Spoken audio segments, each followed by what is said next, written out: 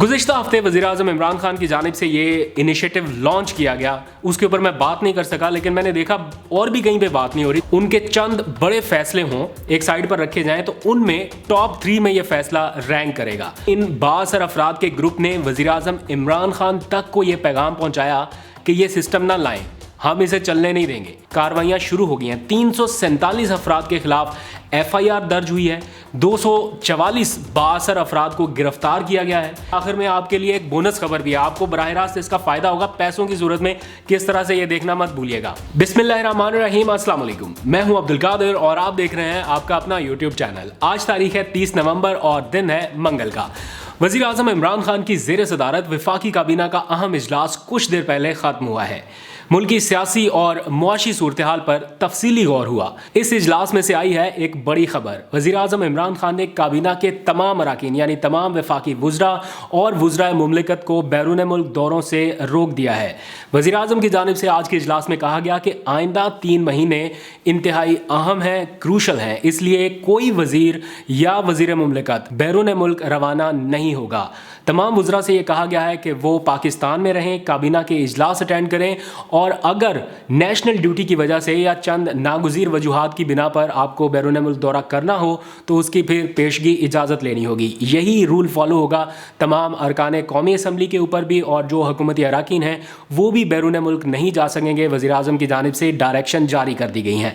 आप लोग सोच रहे होंगे कि ऐसा क्या हुआ, आखिर 3 महीने क्यों अहम है, क्या ऐसा होने वाला है जो वज़ीर-ए-आज़म की जानिब से ये स्टेटमेंट दी गई काबीना के इजलास में कि कोई वज़ीर बैरून मुल्क नहीं जाएगा। अपनी नौयत का एक अहम स्टेटमेंट है या अहम हिदायत या गाइडलाइंस हैं, लेकिन वज़ीर-ए-आज़म को लगता है कि कुछ सियासी अदालती मामलात इस तरह के हैं जिसकी बिना पर तमाम वुज़रा का पाकिस्तान में रहना ही ज़रूरी है, और इसी के पेश नज़र उन्होंने ये गाइडलाइन जारी की है। मैंने ख़ुद इस बारे में जब रीचेक किया, कुछ सोर्सेज से बात की कि किन वजूहात की बिना पर यह हुक्म दिया गया या क्या ऐसा हुआ जो वज़ीर-ए-आज़म को ये लगा कि वुज़रा को पाकिस्तान में रहना है, तो उन्होंने कहा कि उसका कॉन्टेक्स्ट वज़ीर-ए-आज़म की जानिब से नहीं बताया गया। कुछ बातें हो रही थी, वज़ीर-ए-आज़म की जानिब से कुछ सवालात पूछे गए और उनके जवाब में एक वज़ीर की जानिब से कहा गया कि कुछ वुज़रा बैरून मुल्क थे, और इसी मामले से ये सारा कुछ इनिशिएट हुआ और वज़ीर-ए-आज़म की जानिब से ये हिदायत दी गई हैं।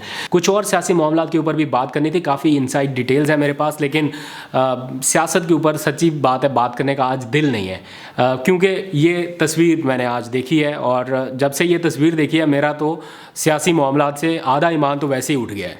मतलब जो शख्स अपनी HD क्वालिटी की वीडियो से मुकर गया हो, उसे बुलाकर मरियम की लीक ऑडियो पर बात हो रही है। मतलब ऐसे शख्स को टीवी पर बुलाने पर भी लोगों को एतराज़ है, लेकिन बुलाकर तज्जिया किस चीज़ पर लिया जा रहा है ये मेरी समझ से बाहर है। एक की वीडियोस लीक हो रही हैं, दूसरे की ऑडियोज़ लीक हुई हैं, और दोनों ही एक दूसरे की तर्जुमानी करते दिखाई दे रहे हैं। एक खातून आके कह रही है नहीं ये मेरा तर्जुमान रहेगा, और जो तर्जुमान है वो भी पूरा हक अदा कर रहा है कि नहीं जी ये सब कुछ ठीक है, कुछ गैर कानूनी हुआ है तो बताइए। तो सियासत के इस खेल से एहतजाजन लेते हैं एक दिन की छुट्टी और बात करते हैं कुछ पाकिस्तान के हवाले से और वज़ीर-ए-आज़म इमरान खान के पाकिस्तान के लिए एक गेम चेंजर फैसले की। मैं काफ़ी अरसे से वज़ीर-ए-आज़म के अहम फैसलों को रिपोर्ट कर रहा हूँ, लेकिन मेरी नज़र में अगर उनके चंद बड़े फैसले हों एक साइड पर रखे जाएं तो उनमें टॉप 3 में ये फैसला रैंक करेगा। इस खबर के बारे में पाकिस्तान के जो मेन स्ट्रीम मीडिया चैनल्स हैं उनके ऊपर इतनी ज़्यादा बात नहीं हुई। ये जितना बड़ा फैसला था उसे उतनी पजीरा ही नहीं मिल सकी, या उसे नाफिज करने में जितनी ज़्यादा मेहनत लगी है, मतलब 3 साल की मेहनत लगी, लेकिन उसे उतनी ही कम अहमियत दी गई। ये दोनों तरफ से हुआ है, मीडिया की तरफ से भी हुआ है और ख़ुद हुकूमती हलकों की तरफ से भी हुआ है। यानी एक फ़ैसला, एक ऐसी चीज़ जिसको नाफिज करने के लिए प्राइम मिनिस्टर ने दिन रात एक कर दिया हो, दर्जनों इजलास किए हो, पूरे माफिया से टक्कर ली हो, और जब वो हो गया तो उसके ऊपर इतनी ज़्यादा डिस्कशन नहीं हुई। ये फैसला है इलेक्ट्रॉनिक निगरानी से मुताल्लिक, यानी मुल्क भर में जितना भी चीनी का, खाद का, तंबाकू, सीमेंट, मशरूबात और यहाँ तक के पेट्रोलियम का स्टॉक मौजूद है, उसकी पैदावार और फ़रोख्त तक का मुकम्मल ट्रैक एंड ट्रेस सिस्टम, जिसके लिए वज़ीर-ए-आज़म इमरान खान ने पूरी अदालती जंग लड़ी है। एक मखसूस माफिया की बराह रास्त ब्लैकमेलिंग, अदालती स्टे ऑर्डर्स और पैसे का बेदरेग इस्तेमाल एक तरफ, और वज़ीर-ए-आज़म की इसी माफिया के खिलाफ कमिटमेंट, दर्जनों इजलास और ज़ाती दिलचस्पी दूसरी तरफ, और इसी के बायस बिलाखिर मुल्क की तारीख में पहली बार मुनाफा खोरों को गर्दन से दबोच कर एक तरह से नथ डाली गई है, जिसे कहते हैं नथ डालना, ये सिस्टम हुआ है। और खान का इस वक्त पैर जो है वो इसी माफिया की दुम के ऊपर आ चुका है। 3 साल की मेहनत लगी है, एक ऐसा निज़ाम तैयार किया गया है जिसे ना सिर्फ नाफिज कर दिया गया है बल्कि इसका असर आना शुरू हो गया। और किस तरह से आ रहा है वो मैं आपको बताऊंगा, और साथ में आखिर में आपके लिए एक बोनस खबर भी है, आपको बराह रास्त इसका फायदा होगा पैसों की सूरत में। किस तरह से ये देखना मत भूलिएगा। गुज़िश्ता हफ्ते वज़ीर-ए-आज़म इमरान खान की जानिब से ये इनिशिएटिव लॉन्च किया गया, उसके ऊपर मैं बात नहीं कर सका, लेकिन मैंने देखा और भी कहीं पे बात नहीं हो रही, तो ज़रूरी है कि आप लोगों को इस बारे में थोड़ा बताया जाए। एक आगाही बहुत ज़रूरी है। आज के बाद से, बल्कि आज से ये नाफिज हो चुका है सिस्टम, तो अब से चीनी, खाद, तंबाकू और सीमेंट जैसी चीज़ों की फैक्ट्रियों में उनकी पैदावार से लेके आप लोगों के इस्तेमाल में आने तक इलेक्ट्रॉनिक निगरानी होगी। है ना ज़बरदस्त बात। यानी चीनी का कोई भी बैग, खाद का कोई भी बैग, सीमेंट का कोई भी बैग फैक्ट्री और मैन्युफैक्चरिंग प्लांट से हुकूमती स्टैंप्स और इनफरादी शनाख्ती निशान यानी एक बारकोड लगवाए बगैर नहीं निकाला जा सकता। यानी जिस शख्स की वो मलकियत में है, यानी मिल ऑनर है या फैक्ट्री ऑनर है, वो चाहकर भी ऐसा नहीं कर सकेगा। इससे पहले यही माफिया अपने इस स्टॉक को हुकूमती रिकॉर्ड में दिखाए बगैर या लाए बगैर फरोख्त करके दो फायदे उठाता था। पहला ये कि जायद कीमत में फरोख्त करके नाजायज़ मुनाफा भी हासिल करता था, और दूसरा ये कि इसे चूँकि सरकारी या हुकूमती रिकॉर्ड का हिस्सा नहीं बनाया जाता था, कच्ची पर्चियाँ काट दी जाती थीं, तो बड़े पैमाने पर जो टैक्स वाजिबुल अदा था वो टैक्स में भी 2 नंबरी हो जाती थी। यानी एक तो आप अपना माल लोगों को महंगे दामों बेच सकते थे, जिस दाम पर हुकूमत ने मुकर्रर किया उससे कहीं ज़्यादा, और फिर आप अपना जो टैक्स आपके ऊपर वाजिबुल अदा बनता था आप वो भी नहीं देते थे।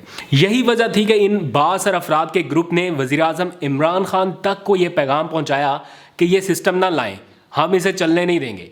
जब ना सुनी गई तो फिर पैसे देकर सोशल मीडिया पर कैंपेन करवाई गई अपने हक में और हुकूमत के ख़िलाफ़, और जब वो भी नाकाम हुई तो फिर आखिर में अदालत में गए, और फिर आपको पता है अदालत में स्टे ऑर्डर तो इतना मुश्किल काम नहीं रहा, स्टे ऑर्डर मिल जाता है, और उस स्टे ऑर्डर को विकेट कराने के लिए हुकूमत ने तकरीबन 3 साल लगा दिए। लेकिन अब ऐसा नहीं होगा, शामत अब सब की आएगी। ये सिर्फ चीनी माफिया की नहीं, सीमेंट माफिया की नहीं, सब की, क्योंकि अगले मरहले में वज़ीर-ए-आज़म इमरान खान इस ट्रैक एंड ट्रेस सिस्टम के निज़ाम को मशरूबात की कंपनियों और पेट्रोलियम सेक्टर में भी लागू करने की मनसूबाबंदी कर रहे हैं, और इस हवाले से FBR को हुक्म जारी कर दिया गया है। इसका बराह रास्त फ़ायदा आप लोगों को किस तरह से हो रहा है और नकद इनाम की सूरत में आप लोगों को क्या मिल सकता है वो भी आप ज़रा जान लें। गुज़िश्ता रोज़ वज़ीर-ए-आज़म इमरान खान की ज़ेर सदारत इसी निज़ाम के असरात का जायज़ा लेने के लिए एक इजलास बुलाया गया कि भाई देखे तो सही कि हमने 3 साल लगा के ये निज़ाम बनाया, इसके इनिशियल फ़वाइद क्या मिल रहे हैं, क्या कहीं पे कोई फ़ायदा हो भी रहा है या नहीं। तो वज़ीर-ए-आज़म को इब्तदाई तौर पर मुल्क भर में खाद के स्टॉक की एक ब्रीफिंग दी गई, जिसके ऊपर ये ट्रैक एंड ट्रेस सिस्टम नाफिज कर दिया गया है। और आपको जानकर खुशी होगी कि इन इकदामात के तहत खाद की फ़ी बोरी कीमत फ़रोख्त जो है उसमें औसतन 400 रुपये तक की कमी आई है। ये मैं नहीं कह रहा, वज़ीर-ए-आज़म ऑफिस ऑफिशियल सरकारी तौर पर रिलीज़ कर रहा है। आप लोगों को ये फ़ायदा होता नज़र आ रहा है या नहीं? आप लोग अपना फीडबैक ज़रूर दीजिएगा और बताइए कि क्या इससे फ़ायदा हो रहा है या नहीं हो रहा। वज़ीर-ए-आज़म को आगाह किया गया है कि खाद की सप्लाई की इलेक्ट्रॉनिक मॉनिटरिंग का निज़ाम नाफिज कर दिया गया है, और इसी के तहत तमाम सूबे और तमाम ज़िले इंतज़ामिया खाद की नकलो हरकत और इसका जो स्टॉक है उसको सिर्फ एक सिंगल क्लिक पर बराह रास्त मॉनिटर कर सकती हैं।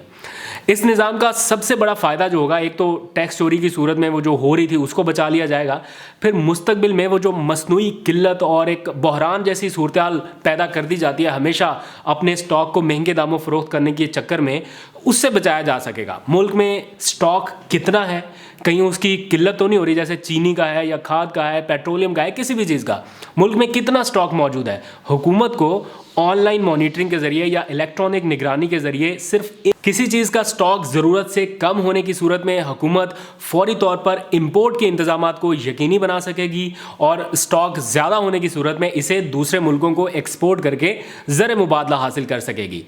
इस निज़ाम को नाफिज होने से रोकने के लिए बाअसर अफराद की जानिब से भरपूर कोशिश की जा रही है, पूरा जोर लगाया जा रहा है, पैसा भी चलाया जा रहा है, कैंपेन भी लॉन्च की जा रही है।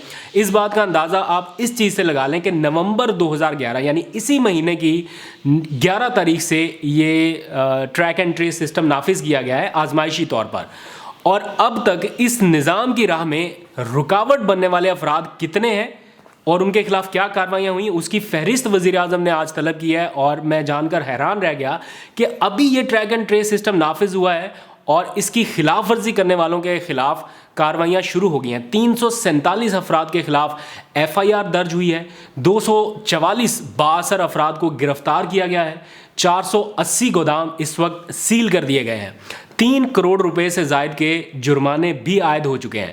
جس سٹاک پر حکومتی ریکارڈ کی سٹیمپ نہیں لگی نا، یا وہ مخصوص شناختی بار کوڈ نہیں ہے، اس سٹاک کو حکومتی قبضے میں لے لیا گیا ہے.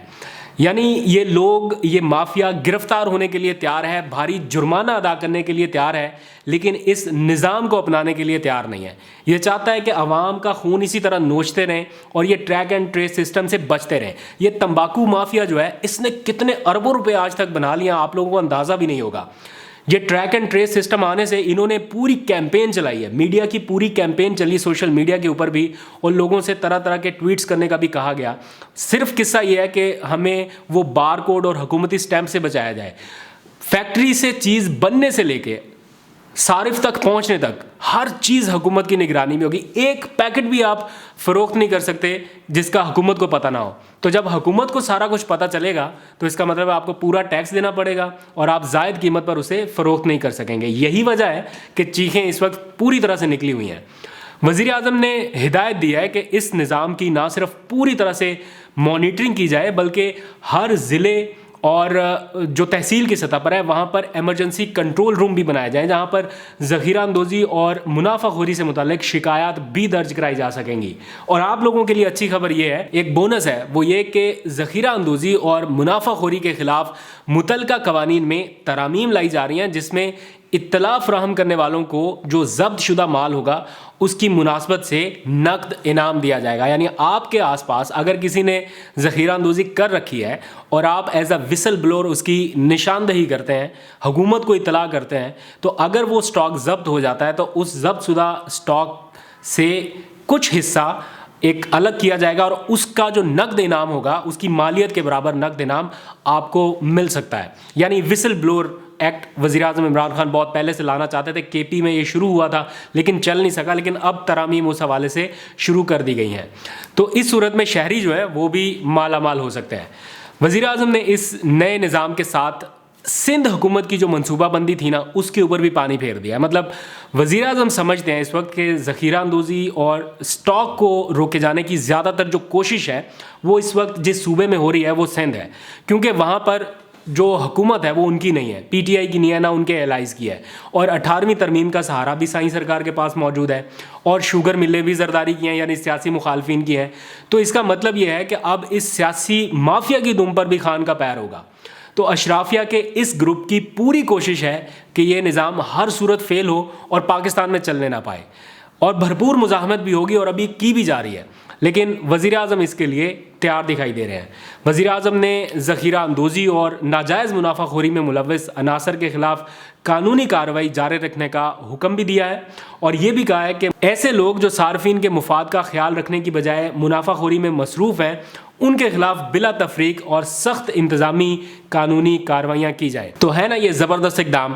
آپ بھی اپنی رائے کا اظہار کریں، اپنی ذمہ داری بھی پوری کریں، بتائیں کہاں پر حکومت سے غلطیاں ہو رہی ہیں، کہاں پر اسے بہتر کرنے کی ضرورت ہے، اس ٹریک اینڈ ٹریس نظام میں کیا خامی ہے جسے مزید بہتر کیا جا سکتا ہے.